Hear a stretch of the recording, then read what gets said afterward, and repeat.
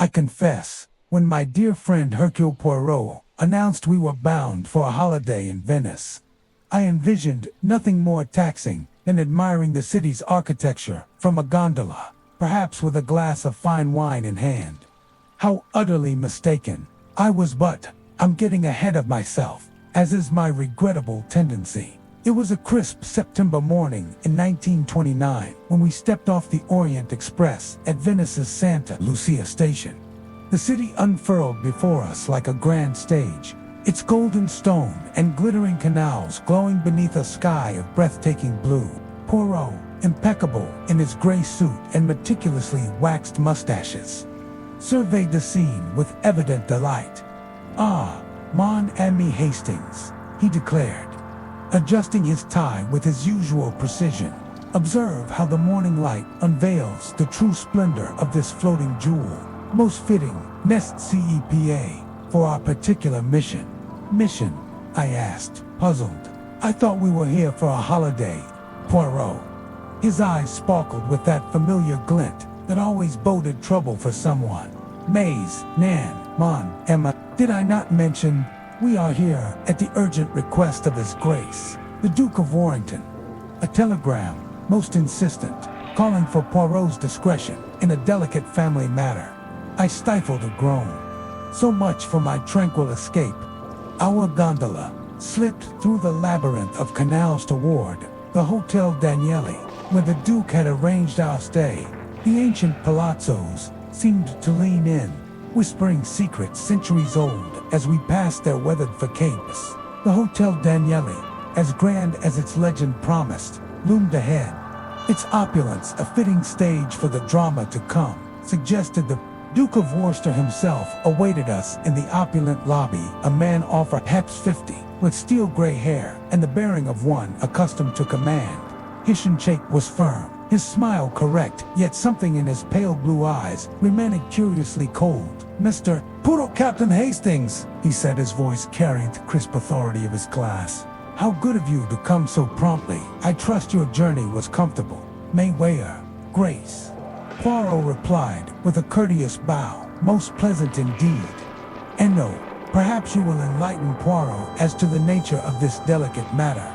The Duke glanced around the busy lobby where elegantly dressed guests moved about, their afternoon pursuits. "Perhaps we might postpone such discussions until dinner.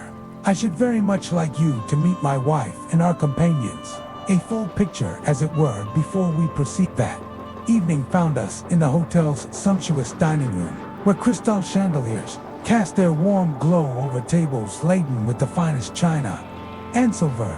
The Duke had secured a table with a splendid view of the Grand Canal, where gondolas drifted past like graceful black swans in the gathering dusk. The of Warminster proved to be a revelation where her husband was all restraint and calculation. She radiated vivacity and charm, perhaps 30 years of age, with orange hair, fashionably bobbed, and eyes of the most striking green. She possessed that rare quality of making everyone in her vicinity feel more alive. Yet I noticed, and I was certain Poirot noticed, too, that the laughter sometimes seemed forced, and her hands trembled slightly when she thought herself unobserved. "Captain Hastings," she said, extending a gloved hand, "how delightful to meet M.C. Poirot's famous chronicler. I do hope Venice will provide you with material for another thrilling adventure." "Your Grace is too kind," I replied, though something in her manner suggested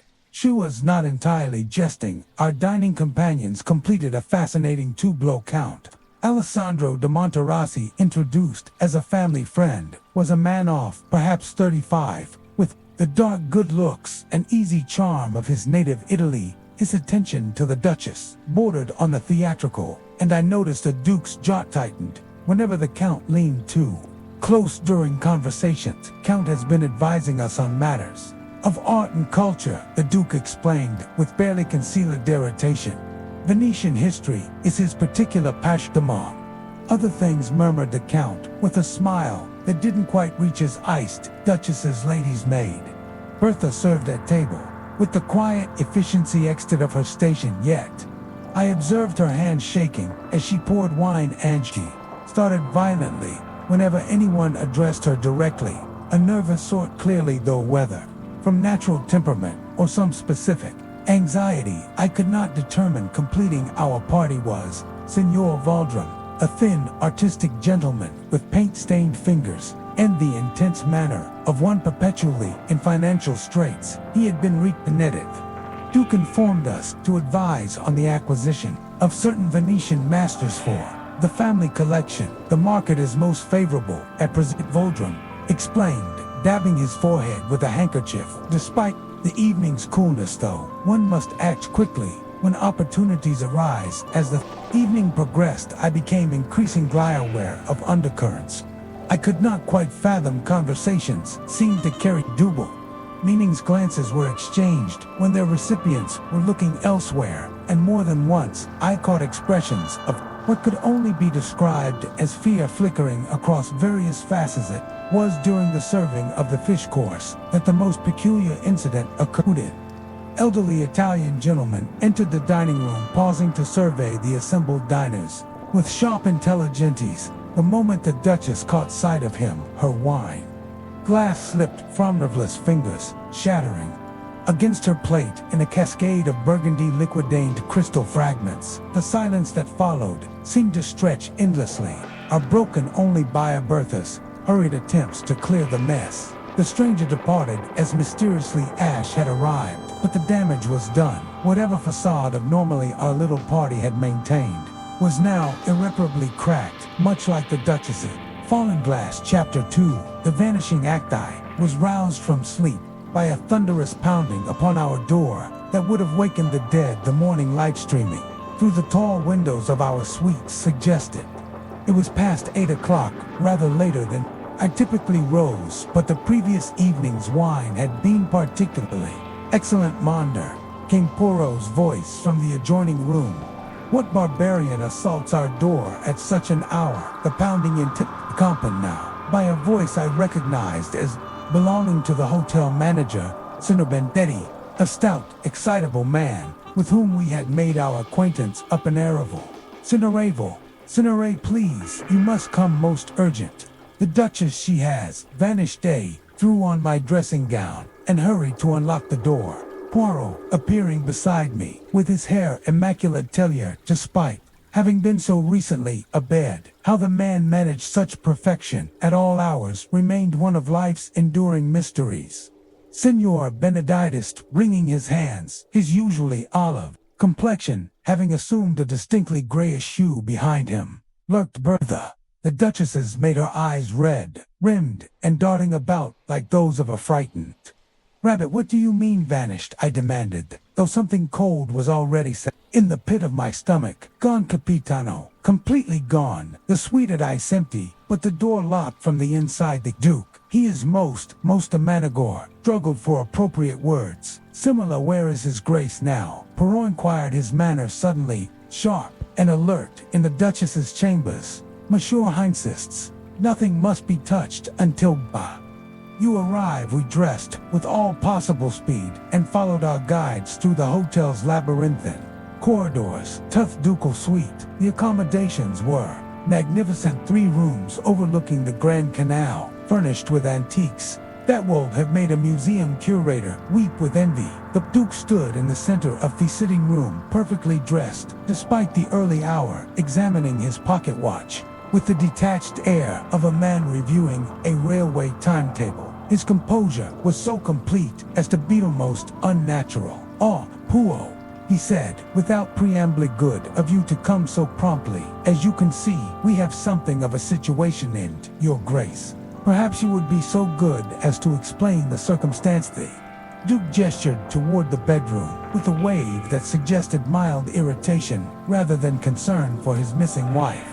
Cordelia failed to appear at breakfast when Bertha came to wake her at 7 o'clock, her usual time. She found the door locked. The spare key revealed, "Well, see for yourself," proceeded into the bedroom, and I must confess, the scene was most peculiar.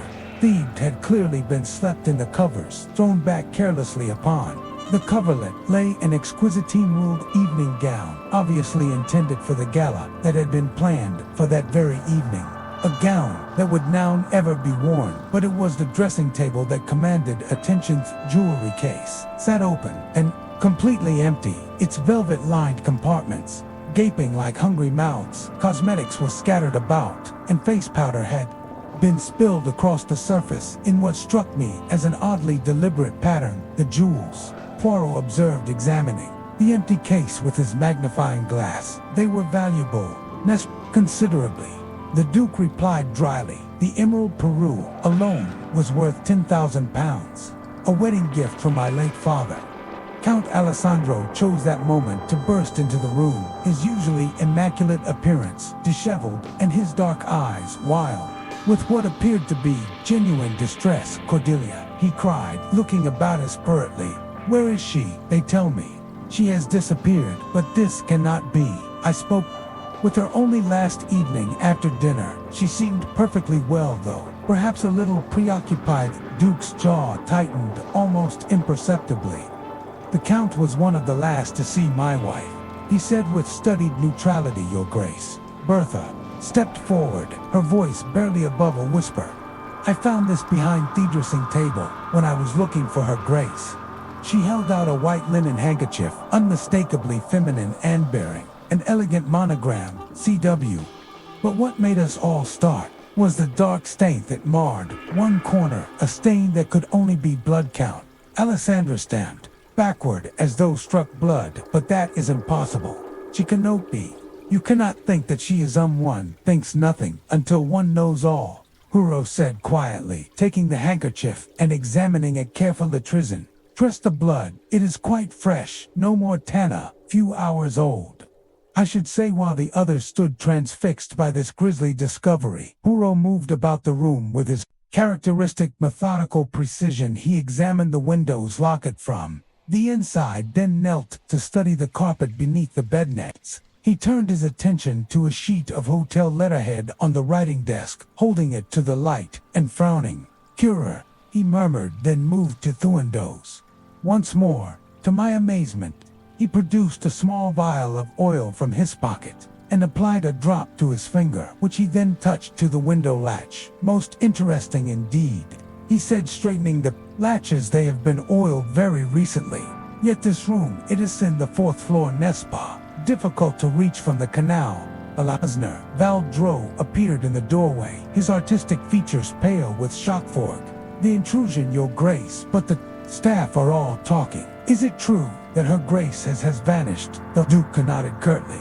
It would appear so, along with a considerable fortune in jewelry. Boat the gala tonight. Valdrum stammered the unveiling of the Tintoretto. Her Grace was so looking forward to it. She spent hours yesterday discussing the proper lighting, the ideal viewing angle. There will be no gala, the Duke stated with finality. Poirot had moved to examine the luggage area, where several expensive leather cases sat in apparent disarray. Most curious, he said, opening one of the cases. The packing, it has been done in great haste. Paired Hastings, see how the garments are crushed, thrown in without care. Yet yesterday, I observed the Duchess to be most particular about such matters.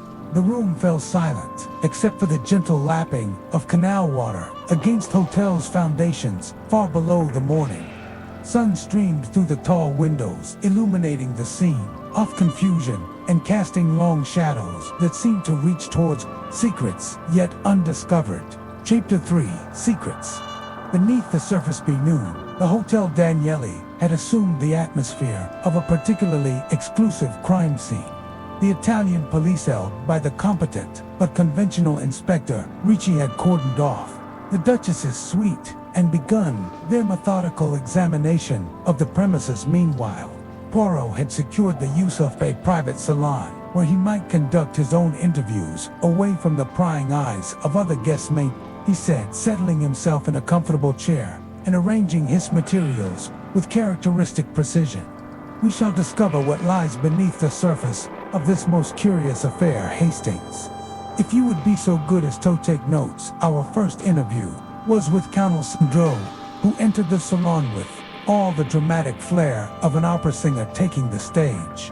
His grief appeared to have intensified since the morning's discovery, and he threw himself into a chair with a gesture that would not have been out of place. At La Scala, Missouri, he began, his voice trembling with emotion. You must find her, Cordelia. She is like a beautiful butterfly, tutelacate for this harsh world. If any harm has come to her, Poirot said gently, tell Poirot. When did you last see the Duchess after dinner?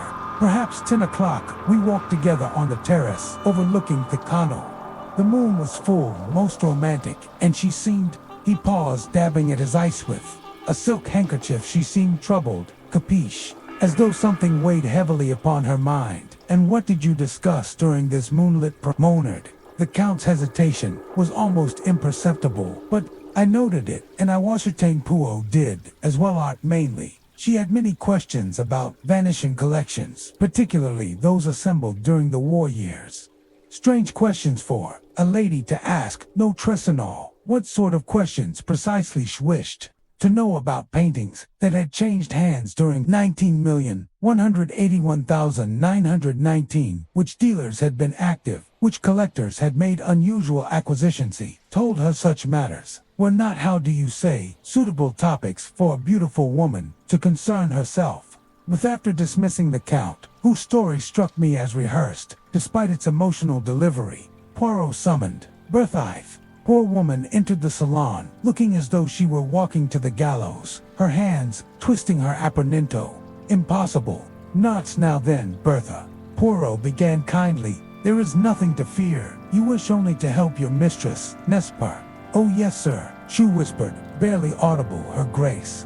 She's been so good to me, took me on when no one else would, after the trouble in London. What trouble was this? Bertha's face flushed crimson. Nothing important, sir. Just a misunderstanding about some missing items. But her grace, she believed in me when others didn't. Poirot nodded sympathetically. And yesterday evening, after the dinner, did you see your mistress again? Yes, Siri helped her prepare for bed around 11 o'clock. See, she seemed agitated, if I may say so, kept asking me about letters, whether any post had arrived for her. Personnel attention letters. What sort of letters? The maid's increased visibly. I couldn't say, sir. Her grace was very particular about her correspondence. After a few more questions, yielded little additional information. Poirot excused Bertha, however. As she reached the door, he called out casually, oh, and Bertha, perhaps you would be so good as to bring me any papers or letters from your mistress's belongings that might help in our investigation. The effect was extraordinary. Bertha went white as a sheet swayed on her feet and clutched the doorframe for support. There's nothing, sir, nothing at all, she stammered before fleeing the room. He murmured. Poirot, his eyes gleaming, most illuminating. Ness Hastings. Next appointment was with Senor Valdrum at his gallery, a short gondola ride through the winding canals. The establishment proved to be a revelation in itself, or rather, the lack thereof, where one might expect to find a thriving art. Dealers' premises filled with paintings and sculptures. We discovered a space that was almost empty. Valdrum met us at the entrance. His nervous energy, even more pronounced than the previous evening, perspiration beaded his forehead. Despite the cool afternoon breeze from the canal, gentlemen, welcome to my humble gallery, he said, gesturing around the barren walls. As you can see, business has been rather quiet of late. Indeed, Poirot observed wryly, most quiet. Yet I understand, you were advising the Duke and Duchess on significant acquisitions. Yes, well, Valdrum tugged at his collar. The art market, she is very volatile. At present, one must be careful, very careful indeed. Poirot wandered to a corner where several vases leaned against a wall, face inward. With Valdrum's nervous permission, he turned, went around to reveal a rather mediocre landscape bearing a citadel. Claimed it to be the work of a well-known 18th century master. Hercule Poirot murmured, examining the authentication papers attached to the frame. This provenance, it is shall we say, Valdrum's face had gone asheny.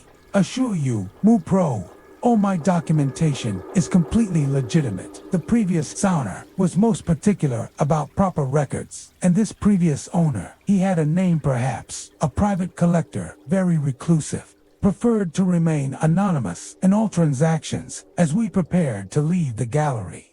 I noticed a curious thing across the Nero Canal. Partially concealed behind a marble column of the opposite building stood the same elderly Italian gentleman who had so disturbed the Duchess at dinner the previous evening. He apparetto be watching the gallery with intense interest. But the moment he realized I had spotted him, he melted away into the shadows with remarkable agility for a man of his apparent years. Poirot, he whispered urgently, "Did you see?" But when I turned back to point out our observer, the man had vanished, completely leaving. Only the gentle lapping of water against ancient stone and the growing certainty that our investigation had only just begun to scratch the surface of a much deeper and more dangerous, Mr. Right chapter. For the past interdesk that evening found us back at the Hotel Danelli, where Poirot had requested permission to examine the Duchess' personal effects more thoroughly. Inspector Ritchie, though initially reluctant, had agreed to allow this additional investigation, perhaps recognizing that the Belgian detectives' methods, however unorthodox, had proven effective in the past. The Duchess's sitting room had been restored to order following the police examination, but Poirot approached the writing desk with the focused intensity of a certain preparing for a delicate operation. The desk itself was an exquisite piece of Venetian craftsmanship, inlaid with mother-of-pearl, and featuring several small compartments that had presumably escaped the attention of the more conventional investigators' regard. "Hastings," Poirot murmured, running his fingers along the desk's ornate surface. "The little gray cells, they suggest that a lady as particular as our Duchess would not leave important correspondence in obvious places." His persistence was rewarded when a gentle pressure on a decorative rosette caused a hidden drawer to spring open. Within lay a manila envelope bearing the letterhead of Whitmore and Associates Private Investigators, London. "Voila!" Poirot exclaimed softly, withdrawing a substantial report bound in blue covers.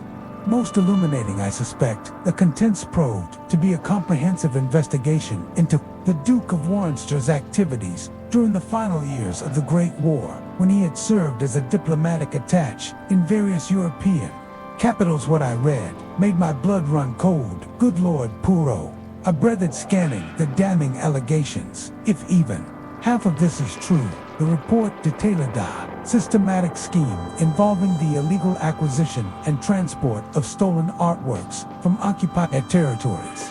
The Duke, it seemed, had used his diplomatic immunity to smuggle looted paintings and sculptures through a network of complicit dealers and corrupt officials. The operation had been particularly active in Venice during 1918, where valuable works had been laundered through apparently legitimate channels before finding their way into private collections across Europe. "Bravissimo," Poirot said grimly. "A note, mon ami. The date of this report, it was completed in May, 1 month ago. The Duchess, she had been conducting her own investigation into her husband's past." A soft knock interrupted our examination. "Signor Benedetti."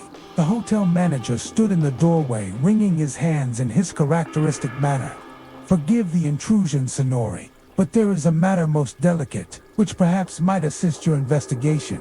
May we speak freely?" Poirot encouraged. "It concerns one of my staff members, Giovanni, who works the night shift in the kitchens. He came to me this morning most agitatedly mean. He had seen the Duchess in the service corridors very late on the night of her disappearance." Or's eyebrows rose. "At what time precisely?" "Past midnight. He said perhaps 12:30, but this seems impossible, does it? Not guests. They do not venture into the service areas, and at such an hour. Indeed, most curious. We shall wish to speak with this Giovanni immediately." While we awaited the arrival of the kitchen worker, Poirot turned his attention to Count Alessandro, who had requested an urgent meeting. The man who entered our temporary salon bore little resemblance to the suave aristocrat of our first encounter. His usual impeccable grooming had given way to disheveled hair and clothing that suggested a sleepless Eitenser too.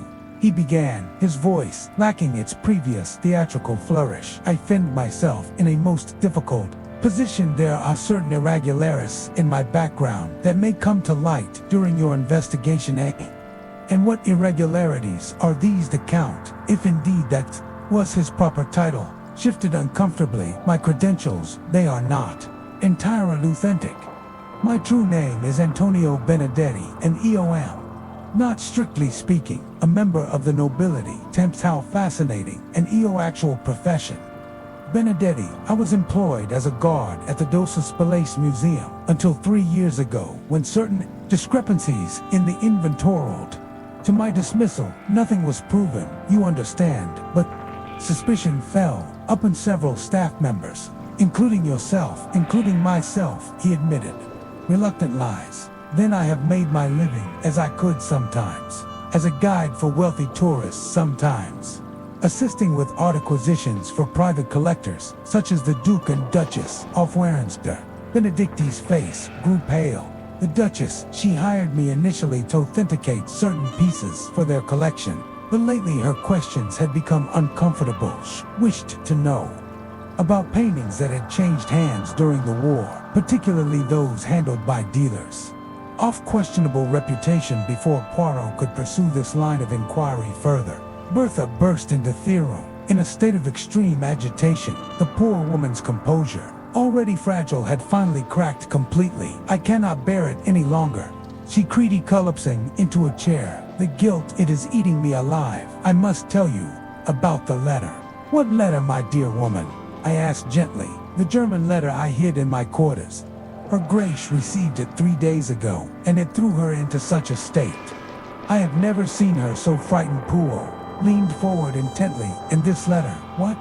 That it contained information about stolen paintings, surnames, dates, locations, a whole list of artworks that had been taken during the war and sold through Venice. Her Grace spent hours studying it, making notes, cross-referencing with other papers, she said. Bertha paused, struggling to control her emotions. She said that justice must finally be served, no matter cost to herself. And where is this letter now? Hidden beneath the floorboard in my room, sir. I was too frightened to give it to the police, not knowing who might be involved. Giovanni, when he finally arrived, proved to be a thin, nervous man whose broken English nevertheless conveyed his message clearly.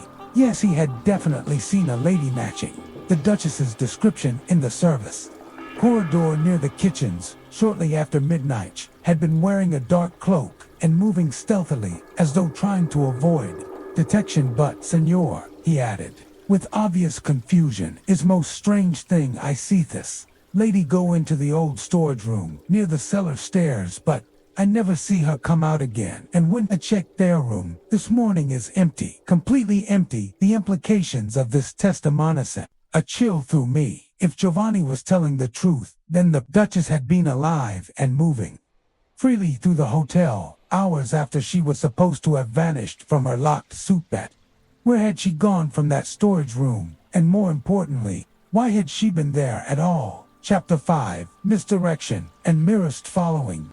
Morning brought an unexpected visitor to our suite. The Duke of Windsor appeared at our door shortly after breakfast, with the composed aristocrat of our previous been replaced by a man whose carefully maintained facade was showing distinct signs of strained his usually immaculate appearance remained intact, yet something in his manner suggested a sleepless night and considerable inner turmoil. Poirot, he began, without preamble, giggling the seat I offered. I must speak with you about the direction of this investigation. Sat your Grace, please proceed. The Duke began pacing the room with the restless energy of a caged animal. I fear you may be pursuing lines of inquiry that could prove embarrassing to the family name. My wife, you see, was not entirely stable in recent months. Not stable. Piu's tone was careful and neutral. Cordelia had been subject to fits of melancholy, wild imaginings about and conspiracy. She became obsessed with the past, with events that occurred during the war, matters that were long settled and best left undisturbed. And what conclusion does your Grace draw from this? The Duke stopped his passing, based us directly. I believe my wife may have taken her own life. Poirot, the blood on the handkerchief, the missing jewelry perhaps. She staged her own disappearance to spare the family the shame of suicide. She was always given to theatrical gestures. Poirot murmured. And you wish Poirot Tobenden, the investigation. I wish you to conclude it quickly and quietly. Whatever the truth, I prefer it remain private. The family has suffered enough scandal. After the Duke's departure, Poirot sat in contemplative silence. For several minutes his fingers steepled before him, in the familiar gesture that indicated deep thought. What do you make of that, Poirot? I asked finally. I make of it, mon ami, that His Grace is a very frightened man attempting to control a situation that has spiraled far beyond his influencer conversation. Was interrupted by the arrival of a hotel porter bearing an envelope marked urgent and addressed Tough. Duke Poirot examined the missive with interest before we delivered it to its intended recipient. Within the hour, we were summoned to the Duke's suite, where we found him standing pale and shaken, holding a sheet of hotel stationery that trembled slightly. In his grasp, Therensome note, he said simply, extending the paper to Poirot. The message was brief and to the point. Your wife lived, but not for long. £50,000 in unmarked bills. Further instructions to follow Nepalis, or she dies. Poirot studied the note with his magnifying glass for several minutes before shaking his head decisively. No, Your Grace, this is not genuine. What do you mean, not genuine? The Duke demanded, sharply. Observe the paper. It is hotel stationery, readily available to anyone in the building. The handwriting attempts to disguise itself, but Shaosha actorists of an educated person pretending to be unrefined. Most telling of all, notice the ink held the paper to the light. The ink has not had sufficient time to properly dry and set. This note was written within the last hour. Notice today, when the Duchess disappeared before the Duke could respond. We were interrupted by the arrival of the mysterious elderly gentleman who had so disturbed the Duchess at dinner. 2 evenings prior, Signor Benedetti escorted him to our makeshift salon, where the man introduced himself with grave formality. I am Professor Giuseppe Martinelli, Hesed, in accented but precise English. I believe it is time I explain my interest in these proceedings. Ah, said Poirot, with satisfaction, the gentleman who caused such distress to the Duchess at dinner. Please, Professor, enlighten us. Professor Mert seated himself carefully, his weathered hands folded over a walking stick of obvious quality. Was a member of the Italian resistance during the war, specializing in the protection and recovery of stolen cultural artifacts for the past decade. I have been working to trace artworks looted from Italian collections and return them to their rightful owners. And the Duchess. I prompted. The Duchess contacted me 3 months ago through intermediaries.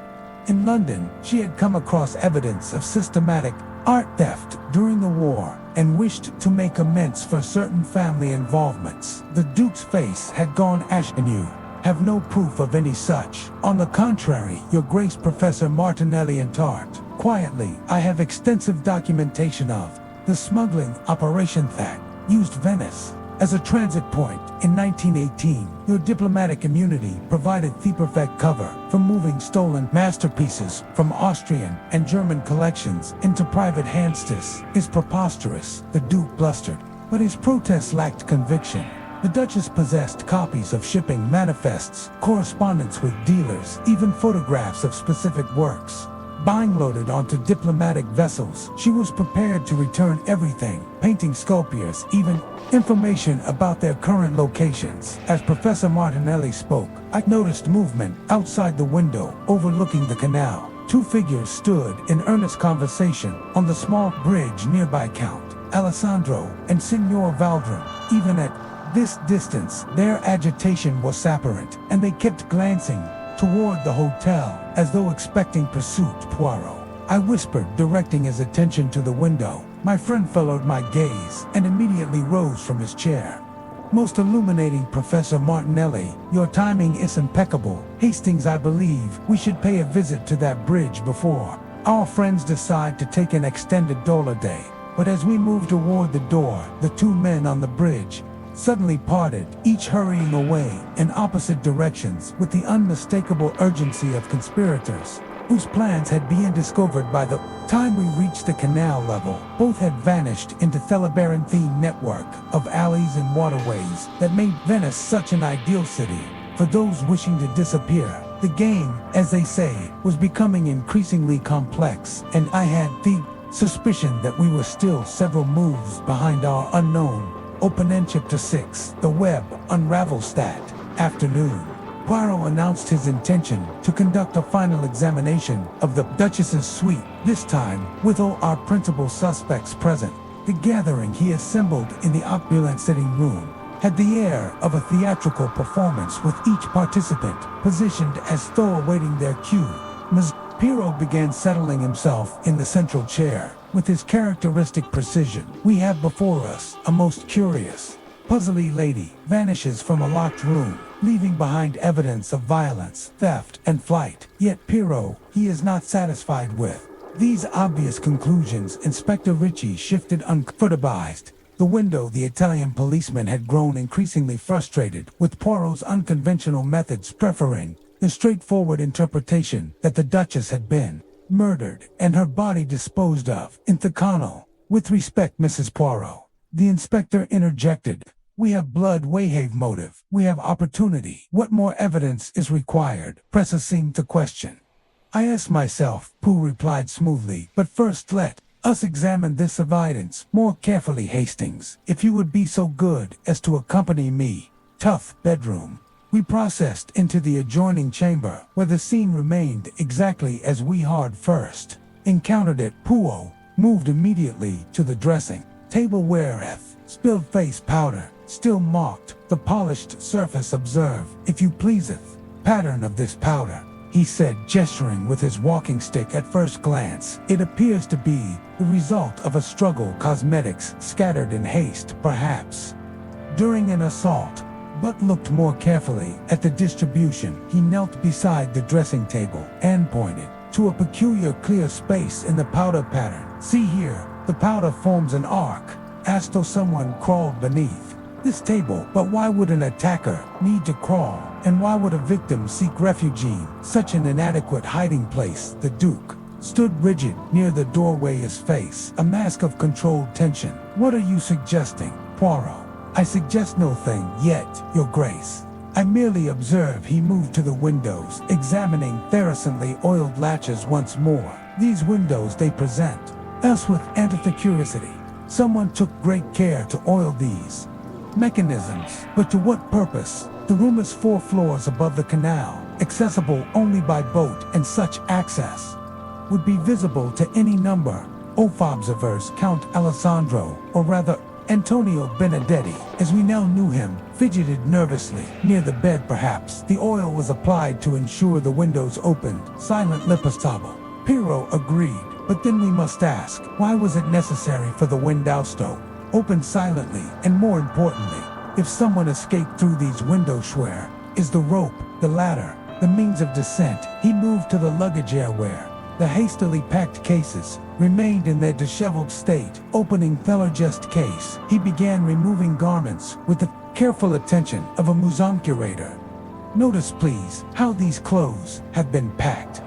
Expensive silk gowns, crocheted carelessly, a pearl necklace thrown in without protection, delicate lace in the garments, wrinkled beyond repair. Yet yesterday morning, I observed the Duchess supervising her maid's packing of a simple day bag. Every item was folded with mathematical precision, every accessory wrapped in tissue paper. Professor Martinelli, who had remained largely silent since joining our group, leaned forward with interest. You suggest the Duchess did not pack these cases herself? He suggests something far more intriguing. Professor, I suggest these cases were packed by someone who wished to create the impression of hasty flight, but who lacked the intimate knowledge of the Duchess's particular habits. Poirot moved to the writing desk, where he had discovered the private investigator's report the previous day.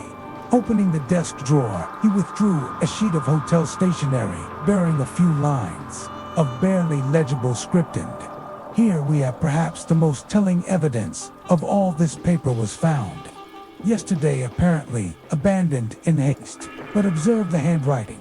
It begins clearly and deteriorates as stuff written under extreme duress. Yet the ink flow remains constant. The pressure, even fear and panic, do not produce such controlled deterioration. Authormanship, Bertha. who had been standing quietly in the corner, suddenly stepped forward with obvious distress. "Sir, I don't understand what you're implying. Are you saying Her Grace is still alive?" "Ah, the good Bertha asks the essential question," Poirot said, his eyes gleaming with that familiar light that preceded his most dramatic revelations. "Let me ask you all this. What if the Duchess never left this hotel at all?" The silence that followed was broken only by the distant sound of gondolas calling to each other on the canal below. The Duke's composure finally cracked, and he sank into a chair, as though his legs could no longer support him. "That's impossible," he whispered the room. "Wasaged, the entire hotel has been searched. Where could she possibly the question?" "We must answer," Poirot replied, "but first, let us consider Wysack. An elaborate deception might be necessary, Professor. Martinelli has enlightened us about the wartime art smuggling operation the Duchess had evidence of these crimes and was prepared to make restitution. But what if she discovered that the operation had never truly ended? Tanar Valdrone, who had been maintaining a nervous silence, suddenly started as though struck. "What do you mean never?" "Indeed, mean Messi Valdrone. That your gallery's curious lack of inventory combined with your possession of questionable authentication documents suggests an ongoing business in artistic sand. Stolen goods. I believe the Duchess discovered not only her husband's past crimes, but his continuing association with dealers of dubious reputation. Art dealers' face had gone pale, and perspiration beaded his forehead. Despotave, cool afternoon air. You have no proof of any such allegation. And not then. Perhaps you can explain why you and MSI Benedetti were observed this morning in what appeared to be a rather urgent consultation on the bridge outside this hotel, and why both of you seemed prepared for immediate departure from Venice." The web of deception that Poirot had been carefully untangling was beginning to reveal its true pattern. Duchess had not been the victim of a crime, but rather the architect of an elaborate scheme designed to expose the truths while protecting herself from those who would silence her. Yet one crucial question remained unanswered. Ifs had never left the hotel. Where exactly was she? "Concealed." Chapter 7. The Hidden Chamber, Mimi Poirot announced, rising from his chair with dramatic deliberation. "The time has come for Poirot to demonstrate the truth behind this most elaborate masquerade. But first, we must understand the geography of deception." Moved to the ornate wall paneling that decorated the sitting room, running his fingers along the intricate carved woodwork with the precision of a master craftsman. Examining his Tuzet panels, I noticed for the first time bore the distinctive characteristics of much older construction than the hotel's 19th century renovation. This building, she has a long and interesting history. Nesta Spa, Originalith, Palazzo Benedicti, pardon, I should say, the Palazzo Bonetto, built in the 16th century for a family of considerable wealth, and shall we say flexible political loyalties. Inspector Ritchie stepped forward impatiently. Poirot, with respect, the history lesson can surely wait. We are investigating a disappearance, not conducting a debtor. Au contraire, Inspector, the history is essential to understanding the present mystery. You see, wealthy Venetian families of that era were well aware that political fortunes could change with remarkable speed. They built their palazzos according to Poirot's examination of the paneling had become more systematic, his fingers tracing patterns that were to my untrained eye. Suddenly he paused at a section near Thackner, where the wall met an ornate column. Voila! Observe this section, where Thorwood grain does not quite align with its neighbors, and here, where the carving pattern shows a subtle variation that would be invisible unless one knew precisely what to seek. Count Alessandro. I found it difficult to think of him by his real name. Antonio moved closer with obvious fascination. Air, you suggesting there is a hidden room? Not a room exactly, rather, what the Italians call a camera del pri, a priest hole designed to conceal clergy during times of religious persecution. Such hiding places were common in wealthy households of the period. The Duke had gone rigid, his face a mask of panic. This is ridiculous. Poirot, you're chasing shadows and ancient history, while my wife's murderer escapes justice. Your Grace's concern for justice is most ouching. Poirot replied dryly, continuing his methodical examination, but I fear justice has been somewhat delayed. In this particular case, his fingers found what they had been seeking, a nearly invisible catch concealed within the carved foliage. Off panel, there was a soft click, followed by the whisper of ancient hinges as the wall swung inward to reveal a narrow opening barely wide enough for a single-person revelation. Sent a collective gasp through our assembled company. Bertha let out a strangled cry and pressed her hands to her mouth, while Signor Valdrome stumbled backward as though confronted by a spectre monder. Poirot breathed, peering into the dark opening. Hastings-T. Electric torch, if you please. The beam of my flashlight revealed a cramped space, perhaps 6 feet long and scarcely 3 feet wide, lined with ancient and barely tall enough for a person to stand upright, and there, crumpled in the far corner, like a doll, lay a figure in a white nightgown. Antonio cried, pushing forward. Is she alive? Poirot confirmed, his voice filled with a mixture of relief and urgency. But only just, Hastings. We must get her out immediately. She appears to have been trapped for some time.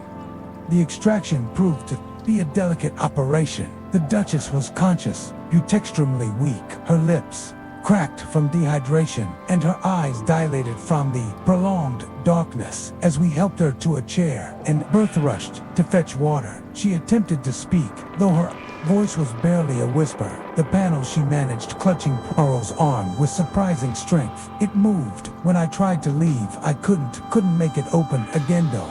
Some more for your Grace. Poirot soothed. Rest now. All will be explained. Inspector Ritchie had immediately summoned a physician, but it was clear that Willithy Duchess was severely weakened by her ordeal. She was in no immediate danger as the doctor examined her. Poirot turned his attention to the mechanism of the priest. Holofascinate, he murmured, studying the ancient hinges and catchest mechanism shows signs of recent use, but also evidence of mechanical failure. The counterweight system that would normally allow easy opening from within has become jammed, probably. Centuries of settling had thrown the balance off. Bertha had collapsed into a chair, sobbing uncontrollably. Told her it was too dangerous. She wailed. I begged her to reconsider.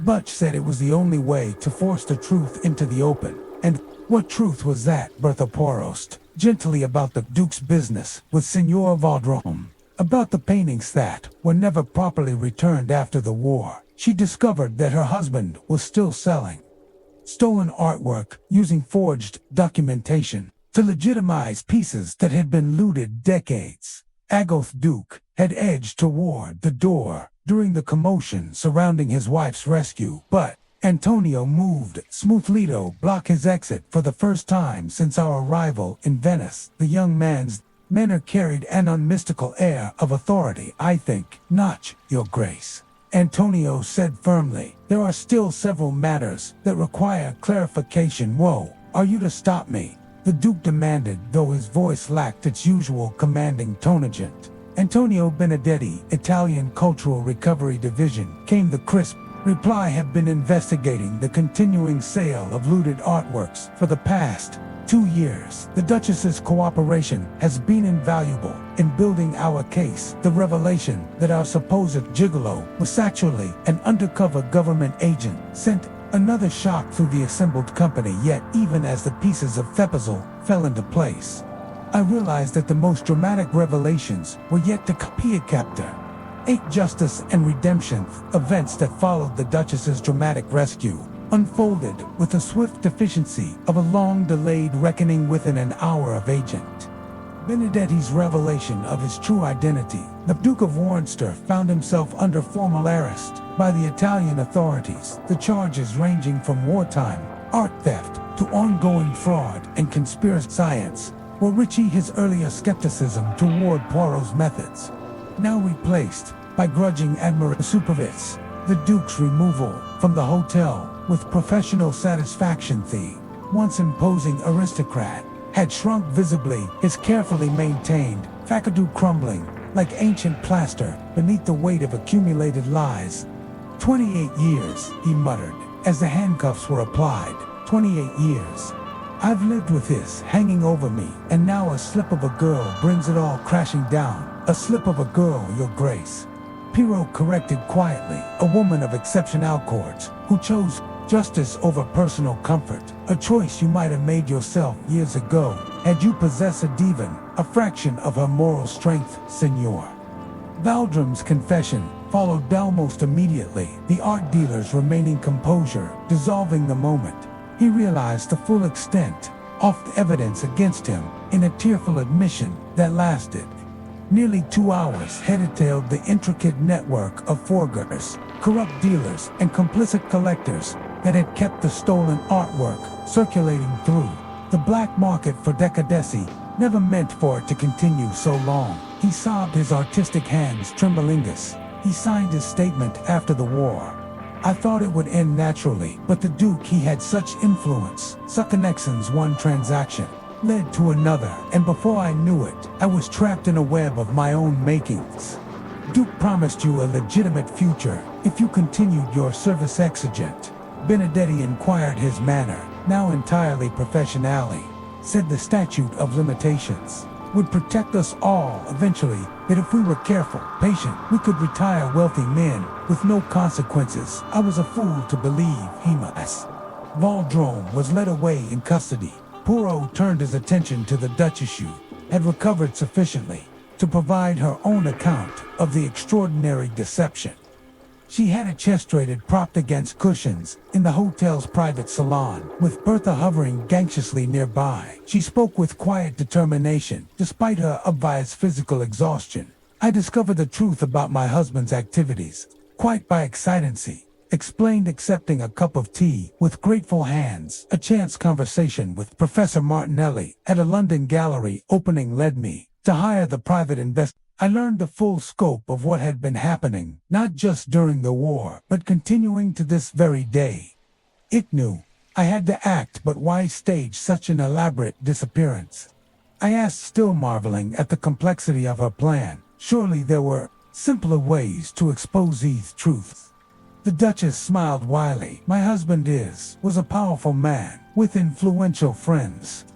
A direct accusation from his wife would have been dismissed as marital hysteria, but a mysterious disappearance, complete with suggestions of murder that would demand investigation by authorities.